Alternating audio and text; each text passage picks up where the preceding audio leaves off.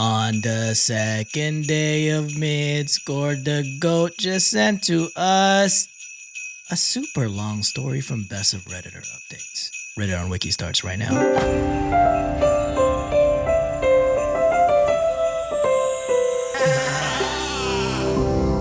What is up, WikiManiacs, and welcome to the second day of 12 Day of Midscore. I'm your host today, the Punny Pinoy John, joined as usual by the gift that keeps on giving, my boys, Josh and Sean. What's up, brothers? Your intro didn't even rhyme. I don't give a Whoa, shit, Josh. holy shit. I don't care, Getting brother. intro advice right off the bat? Jesus Christ.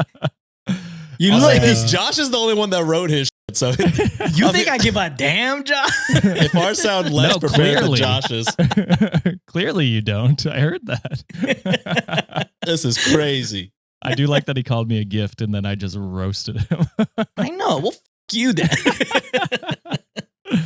The gift of sassy Josh, I'm going to return it. Where's my damn gift receipt? I'm still Yeah. sick. The live chat found out. And I think we've had other instances of Oh, yeah. Last year, we had a yeah. spicy Josh Yeah, when I episode had last year, COVID. too. well, sick Josh equals spicy Josh. He's spicy, bro. I love it. He becomes I love- American. I travel south of the border for a bit. Yeah. Every time he gets the flu, he gets really mean, y'all. I become a guy from Boston. Yeah. He's fucking giving up his Canadian card. When Oh, he's mean and racist, Here's my Josh. That's Dunkin'. crazy. All right. Well, you guys are going to be in for a treat because, well, not really a treat, but this is a super long story. So the WikiManiacs are going to get their content today. So this one Ooh. is from r/off my chest. And this was originally posted by user throw lower score still fighting. And the title is, I am battling cancer. I'm gay, but I have realized I love my best friend of 25 years, and they put a man, and I need to vent all my thoughts, and I'm looking for advice on whether to tell him or not. Do it. Let's go. Agreed. YOLO. Right? Exactly. Why not? All right. Story goes as this. This is going to be a long post because I'm emotionally flooded and a rambler, and I need to get it off my chest. My dearest friend in the world is a man named James. They put not real name. I tried to describe how great he is, but it's honestly easier just to tell you the story. James and I grew up in the same town, a conservative Christian town in nowhere, USA. The first time I met him was on a playground at school. He saw me sitting alone under a tree and came over to ask me if I wanted to play with him and his friends. I said no, but he noticed I was reading a book about space, so he sat down next to me and asked me which planet I thought would be the coolest to visit. We ended up talking for the rest of recess about what we thought the other planets we might like, and when we went back to class, he introduced me to his friend as my new friend. Hope his name. We were inseparable from that point on. It was one of those things where the entire town, our parents included, had us married off by age 8 or something. We didn't understand at this Jesus. time, of course. I think it's weird. Let kids be kids, man. Seriously. God, they're still- Also, I mean, I will say, kind of progressive for a conservative town to just marry off two dudes, right? I mean, No. I think they mean just in general, they marry Yeah. off kids, like quote unquote. Not necessarily these two kids. Oh, Yes.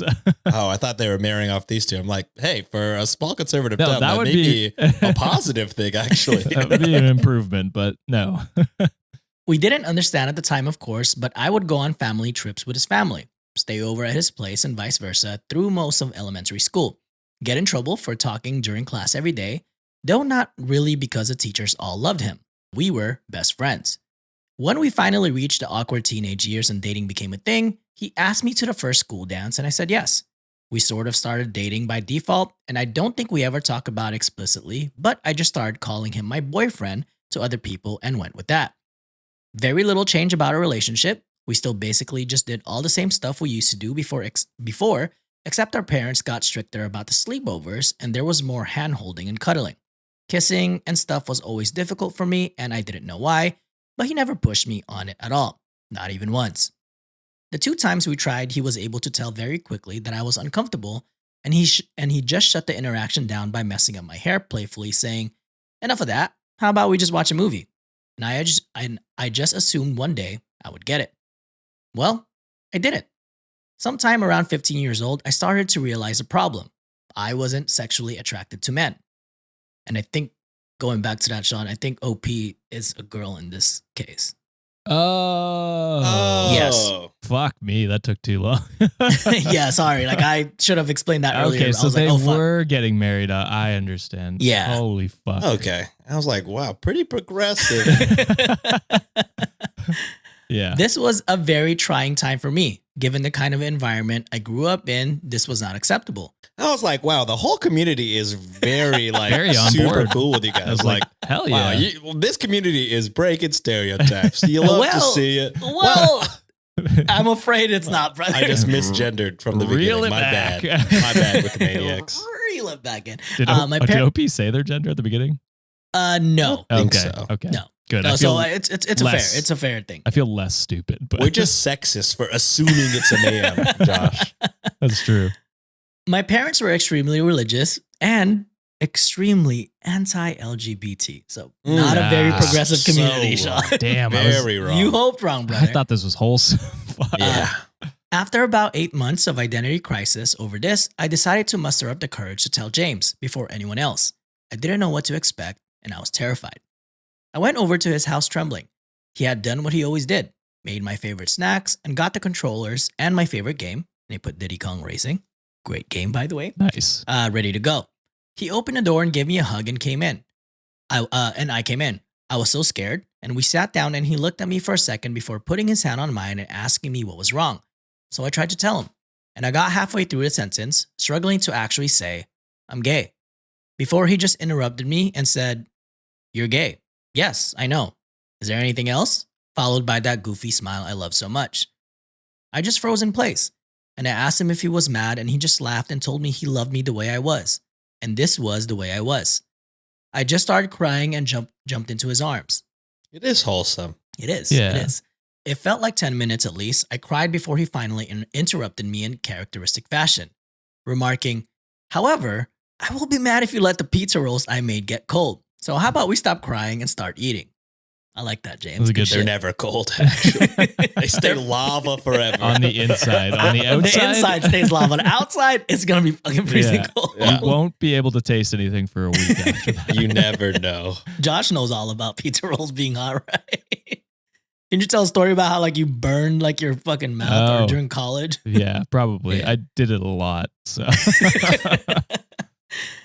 We stayed best friends after that, and we never actually had a breakup talk, but we did start to date other people.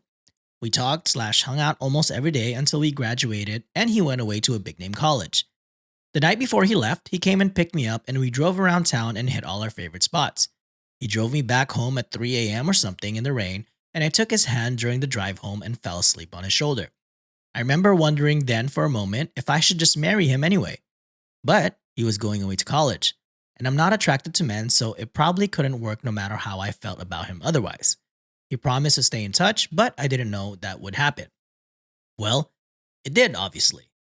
It wasn't like before, but he made sure to call me every week just to check up on me and see how things were going. I went to college close to home. We'd talk about how hard college was, whoever we were dating at the time, and whatever drama was going on. During his junior year, my parents found out that I was gay. They did not react well, and I was basically kicked out of my home to save me. And he put on parentheses, my dad going on about me needing Jesus 40 days in the desert like a lunatic. What My the parents are fuck? good people, so this didn't last, and they have more than made it up to me since and worked hard to unlearn their bad programming. But that was an awful time. Which is at least is good that they're trying to unlearn those terrible behaviors. But I mean, I guess it still sucks that they made her go through it. But they put OP through the ringer for sure. yeah. I did what I always do and called James. He talked to me for about an hour and then got his mom to drive up to get me so I could stay in his old room. Then he flew home the next day pretty much just to cheer me up and make sure I was all right. Vintage driving around in circles, singing like idiots, and 2 a.m. junk food runs did the trick. And I later found out from my mom that he had also gone and confronted my parents / stood up for me and told them that they should be ashamed of themselves, and if they were willing to lose their daughter over this, they were unfit parents and not the second family I thought you were. Man. Go fucking off, James. Let's James go. is the best of A person. goat. Yeah, he's one of the best people we've ever read. He's Mama For Lynn real. level. Yeah. Exactly. My parents worship him, so this was effective. And my mom still tells his story to this day. And once again, I remember wondering at the time, will I ever know anyone else in my life who would do this for me? But he was heading off back to college and he was still a man, so I didn't do anything. Years went by. He got married. I got a long-term girlfriend. We stayed close the entire time and we saw each other a lot less. But it was still great every time he visited and we had frequent text/calls. I look forward to his visits all year. And then tragedy struck. His wife divorced him. I never liked her, but he did. I think she used him for a green card and he was too sweet to notice, but that's neither here nor there. He came back home, so I saw him a lot more. And obviously, he was crushed, but we got through it together. And then I got the diagnosis at age 27 cancer. There's nothing I can say that describes the feeling, so I'm not even going to try. Decent chance of survival, but I had to start treatment right away. This experience has changed me and my outlook on life more than anything else that ever happened to me combined. Now, at first, everyone was there for me. I was getting visitors daily, friends, family, everyone. But as the weeks turned into months, it all stopped. Most people, even my friends, started coming once a week, then once a month, then many not at all. When things were looking bad around the 7 or 8 month, my girlfriend broke up with me, claiming she loved me, but she couldn't handle watching this. What the fuck? That's my reaction too. Yeah. Try nothing's happening to having you. it, right? Exactly. Try going through it. Yeah. Almost 2 years in now, and there's only 5 people who are still here. My mom, my dad, my sister, my BFF Amanda, and James. I almost can't talk about it without crying, but James is here every fucking day. Every day. For hours. He may have missed 20 days and almost 2 years due to work-related travel, and then he calls me. He comes in and asks, "How is Amumu?" And they put, which he's called me since we were kids because I like cows and those are my initials. How is my Amumu doing? And he listens. He brings my favorite snacks/treats when I can have them, board games we like to play, old video games on handheld so we can play. He sings to me and shows me pictures of places he's been. I'd like to go and talks about taking me once I'm better. He sits there and holds my hand in silence so I won't be alone until the doctors tell him it's time to go. Then he does it again the next day, and I've never seen him cry or show any sadness. If I even casually say something like, quote, "If I get better," he'll immediately interject, When you get better?" And he just won't give up on me. The only other person who is there like this is my mom. Even my dad/sister/Amanda, who have also shown up in big ways, are not this consistent. I could write a whole post about how this experience has changed my relationship with mom as well. She's proven to me that no matter what happened in the past and what we may have clashed over, she loves me like no one else, except maybe James. My mom is the #1 all-time James fangirl. But about 3 months, my mom is the #1 all-time James fangirl. A long time ago, she stopped that. But about 3 months ago, she made probably her first comment of that kind in around 7 years. I guess there are a few things she said. The first was, pay attention to the people who are still here now. They're the people who will always be. And they're the people who love you and not just what you can do for them. That's great advice, to be honest. Great advice. Which sort of set me off in a whole months-long train of thought that led to this post. Amanda and my sister also make a lot of comments about James. Both like him, and Amanda told me a few visits ago that she thinks I love him. And one reason none of my other relationships have worked out is that the other person can always tell they're number 2 everywhere but the bedroom. Then, about a month ago, mom was a little more direct. After James left one evening, she told me, "Baby, in all my years on this earth, I've never seen anyone love anybody like that boy loves you. And I know you don't like it when I talk about this, but trust me, if you let him go again, you're gonna regret it forever." And I don't know what has changed, but this time when she said that, I just knew she was right. Every relationship I've ever been has had some problems or things that has to be worked on. Most of them have several. And the only thing missing here is that I don't feel a strong urge to rip his clothes off like I have with some. But even then, it's different. In general, I find the idea of being with a man disgusting, but I don't find it disgusting with him. I like being touched by him and being close to him. He's so gentle. And lately, I even find myself fixating on his lips and daydreaming about kissing him. I'm not that sexual of a person, and I think overall, of the people I've known in my life, I would be happier with him than anyone else, and it isn't close. Now, the big problem is the cancer. Honestly, I'm not really on the fence about this anymore. If I survive, I want to be with him. I am getting better, and the doctors are hopeful, but I'm not sure if I should tell him now or not. And I want to tell him so bad. I want him to know how much I love him. Lovers have come and gone. Lovers have come and gone for both of us. But every time it No. oh well, let's ruin a wholesome story. But every time I close my eyes and think about times I felt truly loved, understood, and accepted, it's always his smiling face I see. When I think about times I felt warm and safe, it's his arms I feel wrapping around me like a warm blanket, just my size, and his voice I hear saying, "Don't worry, Amumu, he'll be all right," or cracking some silly joke. And I want him to know that I want him with me, by my side forever. And there's nowhere I'd rather be than whatever it is, doing absolutely fucking anything. Cuddling up on a couch, making jokes about stupid movies, playing our favorite video games, talking life till 2 a.m., driving around in circles while he sings boy band songs like a goofball. I don't care as long as he's there too. And I want him to know that if I survive this, we will be together. That's what I want. That's all I want. He's all I want. But I'm scared to tell him because I don't know what's going to happen. If I don't make it, would it have been kinder to just keep this to myself? If you were him and in this position, would you want me to tell you how I feel? Damn. I will say this. I'm pretty sure he'd love to hear how you feel. Yeah. I mean, I'm not going to lie. Maybe definitely James is a better person than me. But I don't know if I could do this for I don't know if I would do this for a homie. You know what I mean? I love all my friends. Not I don't every know about day. I don't know about every day. Yeah. Every day's For gonna be hard, hours. yeah. So I have a feeling he may also feel the same way, but also is, respectful of your thoughts and opinions. Like, he's obviously not making any moves. He's doing this out of the kindness of his heart. I don't think he's expecting anything. I think he's just, A good guy. yeah. Yeah. I think he'd be pretty excited to hear what you said. And also, if he doesn't feel the same way, he seems like a pretty great guy that's going to do it regardless, unless, you ask him to stop because he doesn't feel the same way. He seems very respectful, and he, above and beyond, y'all's friendship means the most to him. So, he'll pretty much do whatever it takes to stay in your life.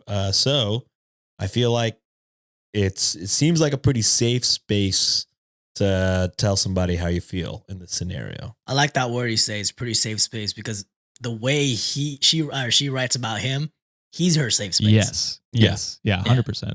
And plus the other thing is, like, you've tried a relationship before, realized you were, gay, and then he was fine transitioning back to friends anyway. So if you let him know your feelings now, you have proof that even if he hears this, doesn't feel the same way, he will still be your friend. You know what I mean? He's been through a relationship transition with you already, and that's been fine. So I think truly there's no harm in telling him. Be honest, be open with him, because it sounds like Sean said, I feel he probably feels the same way. He's doing a lot above and beyond most people would ever do. Like, the only person I can imagine doing that for is Sienna or my parents or my brother. You know what I mean? Like, close family or people I really, really care about. Yep. And even then, every single day. Yeah, so I was going to say, I do that for Nancy. I think the only person I would do every day. Yeah. I think. That sounds harsh, but I mean, just like, life is life, and it's hard to... I mean, your parents live next to you. It's not that different. I don't see them every day, though. No. But I think But they they're were like sick. cruising right now from Sean's post. I'm jealous. Yeah, they are cruising. They're always They cruising. are cruising, yeah. But I mean, like, I don't know if I could go to the hospital every day and drop everything every single day for quite literally anybody but Nancy. Yeah, I agree. 100%. I'm in the same boat. Yeah, tell Tito and Tita, like, let me go on a cruise with them. They would love it. Shit. Actually, my dad doesn't give a shit about us, but my mom would love it. Tita, come on, I got status, so like we can take you to VIP line if you'd like. I think they also have that shit. Hell yeah, we Nice. go Yeah. together. All right, so there is gonna be an update, and the OP updated this 2 days later, and we want to give like a happy note for this story. It is quite long, so it's like you guys are getting a full ass episode. Yeah, I'll give you a warning. Day 3 is short, baby. So enjoy this episode while you can. I'm trying to interrupt you the least I can because I know it's so long. Yeah. I had to interrupt you on the coming part though. That was Hey, it wouldn't much be me deserved. if I didn't. All right, update 2 days later. So tonight, I told James, and I told him everything. Gosh, I just wish I could relive this night over and over again, and I've never been so happy. He came into my room this evening like he always does, and greeted me. Hello, how's Maya Mumu doing today? And I told him I was doing well. He told me I look beautiful, which is not true, but it still felt so sincere. Then he started unpacking the stuff he brought me today, and I asked him to stop and just come sit with me because I wanted to talk to him. He nodded and came and sat down next to me. What's up? He asked. It took me a bit to gather myself. I kept getting distracted by his eyes, how he looks at me sometimes. I don't know how to describe it. I told him, I love you. And he just kind of laughed and touched my hand before casually responding. Oh, I know that. I love you too. In retrospect, this wasn't the best way to start, I guess, since we've said that enough with a different understanding that he didn't get what was happening. He started to get up again to unpack I was about the to snack. say, I love you to you guys. I'm not staying there every day. Thoughts and prayers. It's a different kind of love. Yeah. He started to get up again to unpack the snacks, and I grabbed his arm and asked him to let me finish. He looked confused, but he nodded and sat back down. And then I did it. I told him everything. I told him about all the times in the past I thought about just marrying him despite my sexuality. I told him my favorite memories of him and how they make me feel.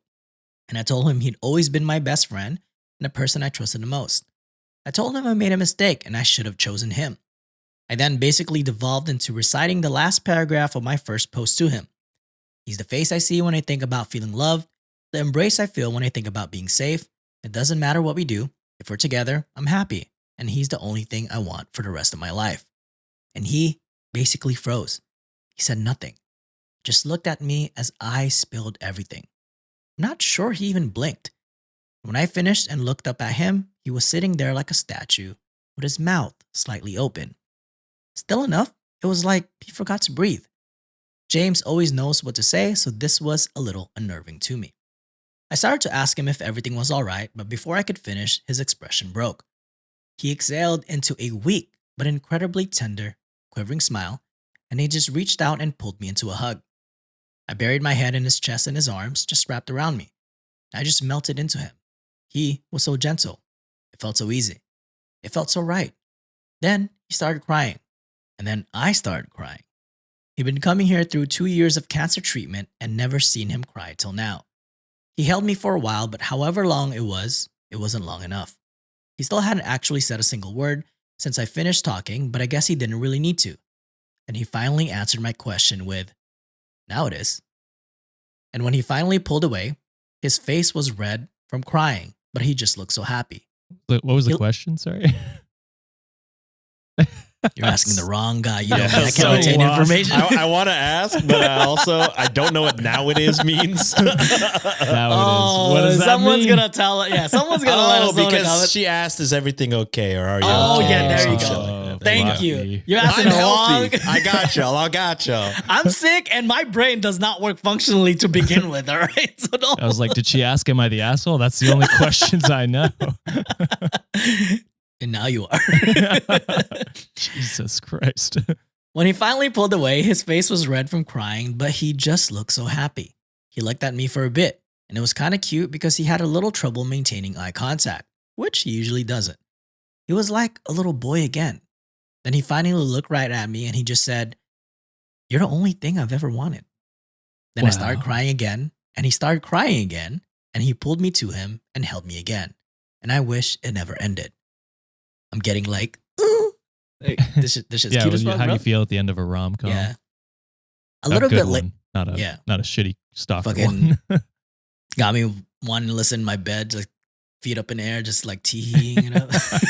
Kicking your feet. Kicking my feet like this. A little bit later, once we exhausted our crying capacity, I showed him the post. He made a few jokes about wanting to meet this James guy and about how he had to better go and thank my mom for her 20-year wing womanship. LOL. Then after he finished reading it, he kissed me. I mean, that's gotta give him that at least. Hell yeah. It felt easy, not scary at all, and just right. He asked me if it lived up to my daydreams, and I chuckled and said yes. This is really giving me teeing vibes. Then he said, I'm not so sure myself. I think I need more data. And kissed me again. Sheesh, the fucking Riz, baby. Smooth. Then after that, we started talking, and I guess he told me everything too. He said he'd loved me since we were little kids. Told me he still has every drawing, letter, craft I ever made for him in a safe that he took with him to college and has taken everywhere he's ever lived. We talked about the day I came out as gay to him and how he'd figured it out earlier, but he struggled to accept it for months in secret because he had lived his entire life to that point assuming we would be a family and wanting nothing else. He told me he thought about our last night before college all the time, and he kept hoping that entire night I'd say something before he left, because then he'd have transferred colleges to stay with me. Told me he actually took a very long way home just to prolong the time when we were holding hands and I was sleeping on his shoulder, and that it was to this day his favorite memory. Then he looked at me with those piercing green eyes and said, for me, there has never been anyone else. He loved once, me, and they put me, and then struggled through a bunch of rebounds, and even though he had learned to bury it and move on with his life and was happy in our friendship, his heart had only ever belonged to me. And honestly, I guess I should have known this. And he put my dad told me he was sure this was true before I didn't listen, but I was flustered. And I joked that he should enter Olympics as a torch carrier, and he said they never have a chance. I'm the greatest there ever was. We sat and talked and reminisced some more, mostly about when we were kids. I found out some things I never knew because he avoided telling me how romantic some things were for him after it came out. But I also kind of realized, I think they felt romantic to me too. Then he sang me some of our songs. We had another embrace and another kiss. Both still felt divine. And I can't wait to have my hair back again so he can pet it like he used to when we were kids.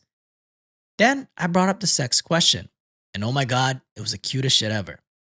I barely got to say anything before he started tripping over himself like, look, I don't even care. I don't need that. If we need mistresses or something, we can do that. It doesn't bother me. I just want to wake up with you every day, which was sweet. But then I told him that even though I didn't know how that would go, I wanted to try with him anyway when I got better.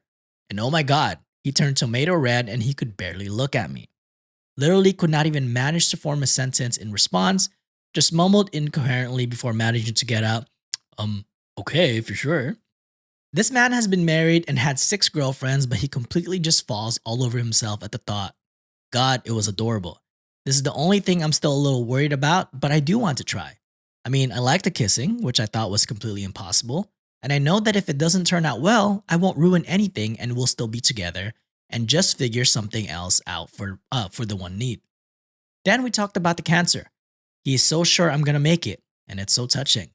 It took a little while to get him to take other possibilities seriously, and when I finally did, and I told him that it's the reason I didn't tell him sooner, he held my hand and told me that if that happens, he'd be okay because he'll always know that he was one of the lucky ones because he was mine. Jesus fucking Christ, I almost lost it. And I'm about to lose it right now too. Holy shit. Then he said, if we don't have that much time left, we better make sure every minute counts. I said, it's pretty hard to do in a hospital. And he replied, what do you mean? We're both here and that makes this the best place on earth. Dear God, what did I do to deserve this man? I teared up again and he held me one last time. And then doctors came in. He kissed me goodnight and we both said I love you, but it felt so different. It never felt so good to say or hear those words. Then he smiled at me and left. I was so excited. The first thing I did was call mom and she was just ecstatic. I think she might be happier than me, which is saying something. As soon as I told her what happened and that James and I are together, she just started crying and talking about what a good boy he is and how she just knew this would happen and that she can rest easy now because she knows I will always be loved and taken care of. Plenty of her Destiny talk, which usually gets on my nerves, but honestly, I was so happy tonight. Fuck it, I'm on board. Maybe it was Destiny. And I guess sometimes mom really does know best. I feel like a teenager again. I never thought I'd feel this way again in my life. And I never even imagined if I did it would be for a man. God, I love him so much. And now I can't understand what I was ever worried about or why I didn't do this years ago. Thanks so much to everyone who read my story and helped give me the perspective and courage I needed to finally do what I should have done years ago. Now, as long as my health cooperates, I'll be one of the lucky ones too, because I am his. Woo! That shit was beautiful. Shout out number 1 to John for reading all of that. Lord. Jeez. I'm giving myself a shout out for not crying while reading that. I held it strong for my brother over here because my eyes were tearing up. I need to see it, brother. Nope, not for free. That's what the people pay for, John. I mean, God, one of the most wholesome stories we've ever read. I wish them nothing but the best. I hope Same. a good, quick recovery, and I hope their relationship blossoms and becomes everything they ever imagined. That is one of the greatest stories with a good plot twist. To end in a wholesome ending. So I love that. That was great. Would love this in movie form if you guys see it. Can I read a comment from OP, Sean, just to expand on you with that? Sure. So, Kicked Out commented, and it was a commenter, damn, they should make a movie out of this. Got me smiling the whole time I was reading, to which OP responded, if things work out well for me, I think I might try to write a novel. I've always wanted to anyway, and I have some things to write about. You guys are boosting my ego out of control here. So many kind words about my writing. It's really moving. So thanks, everyone. So, Sean, that might happen, brother. Damn. And then whenever the movie gets made, I would love for a smut to be made. Would just love that for us personally. So we could read something on the show. If this ever goes viral and you need some, backup actors, I'm just saying. We'll be the 3 friends that immediately stop coming. You technically are in a hospital setting. There's a lot of Filipinos in like hospital setting. Me and Sean could be nurses, and Josh is our honorary, so he's gonna be he'll be a janitor. He'll be the doctor. 2 wildly different spectrums. I'll be both. I'll play the janitor and the doctor. There you go. Wow. Well done, John. Well done. Yeah. Great story. Thank you, Midscore. The GOAT. We hope you enjoyed this 12 Days of Midscore. Be sure to subscribe to the podcast to hear every single day. If you want early access, we are dropping the 12 Days of Midscore in 2 parts for our Patreon and YouTube members. To subscribe, just go to patreon.com/cultivate podcast network or head on over to our YouTube channel and hit join. For the month of December, we are doing 15% off our Patreon memberships, so be sure to get it while it's hot. And finally, check out our Reddit on Wiki merch at our shop at redditonwikishop.com. Once again, all the links in the show notes, so go check that out. Thank you for listening, and have a happy holidays.